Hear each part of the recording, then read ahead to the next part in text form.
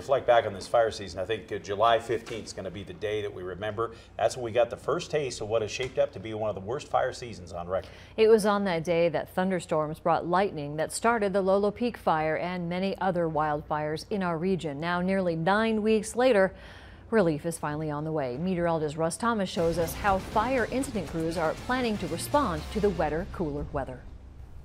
The seemingly never-ending wait for fire season to wind down appears to finally be here. With the wet weather system knocking on the door and another following shortly behind, we can finally breathe a sigh of relief. Or at the very least, breathe.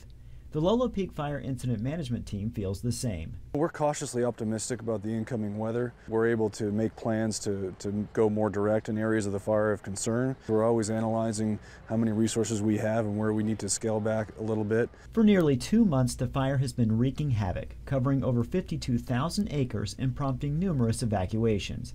If the wet, cool weather systems forecasted over the next several days are as strong as expected, crews can begin to repurpose their efforts. Still, there will be plenty of work to get done. There's suppression repair on where the lines have been put in with mechanical equipment and hand lines. So that repair work has to continue, and there's also the mitigation for any damage that may have been caused to the area where you want to prevent any future issues from a watershed perspective.